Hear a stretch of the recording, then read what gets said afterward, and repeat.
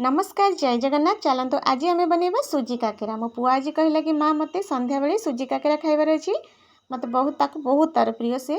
मुझे ठीक अच्छे आज आम बनईदे सुजी काकेरा। चलतु बनवा।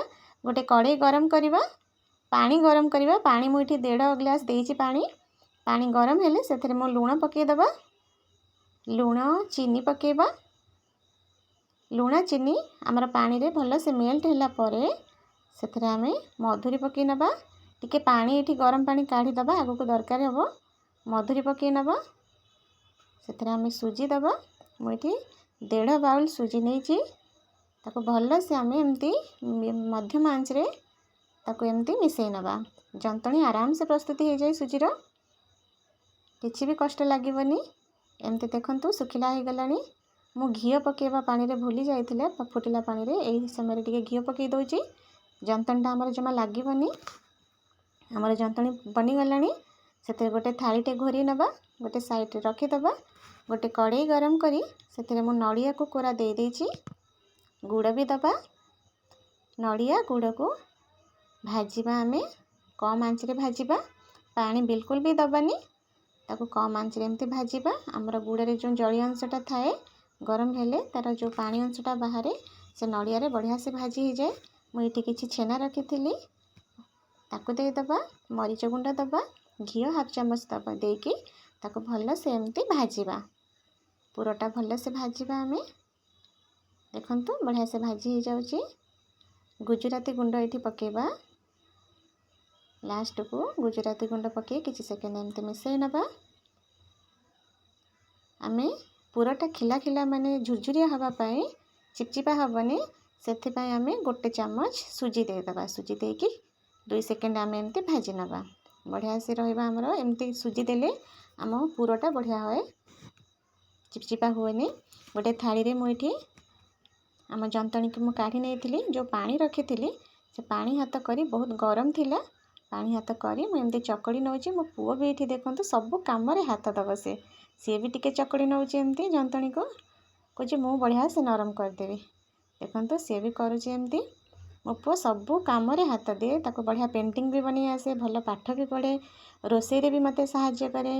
रसुण छड़ेदबा पियाज काटिदबा। भल पिठा मोठू बढ़िया से पिठा सी गढ़े। चलते आम बनवा काकेरा। एमती गोटे नहीं एमती गोल कर नबा। मुझे एमती करुँची मझे आम पूरा दबा देखिए एमती हाथ रे धीरे धीरे धीरे धीरे आम एमती गोल कर नबा। अधिका जो आमर थिबो सुजीटा ताको काढ़ी नबा। ताको एमती टिके चेपटा बने दबा।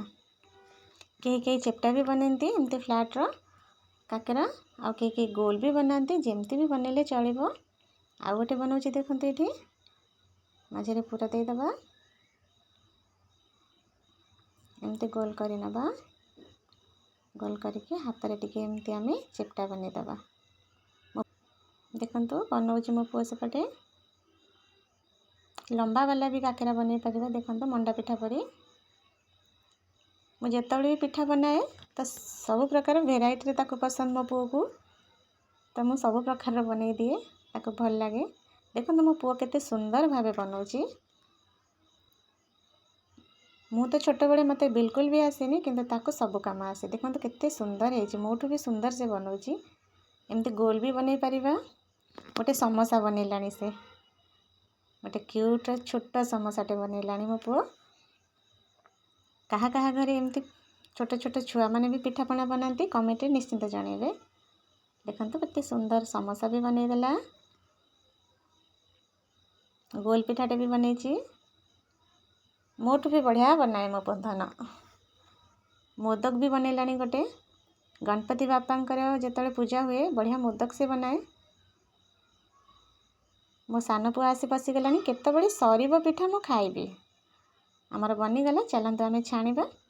कड़े रे तेल को बढ़िया से आम भल से गरम कर नबा। भल से गरम होला परे आम ताको कम करदबा आंच को। तापर पिठा दबा। पिठा देला परे टिके एपट सेपट कर आम टिके एमती कर नबा। पिठा छाणीबा को आमको 4-5 मिनिट लागिबो कहीं भल से छाणी हबो तरतर हेबेनी। आराम से पिठा को देदेबे। ताको 4-5 मिनिट तो लगे बनवाई गोटे भारी के 4-5 मिनिट लगिले ता भीतर पटटू बढ़िया से हो छाणी भी बढ़िया हो। देखंतु एमती सब पिठा को आम देदेबा। मो पुओ को बहुत भल लगे दी जन को। मुझे नुह कि पूजा पर्व तो बनाए किंतु खाली टाइम रे भी एमती संध्या बेलार नास्ता हेले जितेबाला मन हुए बनाए। मो पुअर जिते कुनी कुनी पिठा बनईला सब पकईदेली हो गला। देखंतु सब पिठा बनीगला आमर। मो पुओ कहे एक एक सब मु बनईची। ए खाई कहब भांगी कहब केमती है। देखंतु केते सुंदर पूर भी है। पिठा भी बढ़िया से सिझी। ता मन बहुत खुशी हो गला। ता भाई की दउची खाइया को आ सी भी खाउची। आपण माने को जदि मो रेसिपी पसंद आसे ताहले लाइक शेयर सब्सक्राइब निश्चिंत करिवे। रहुची जय जगन्नाथ।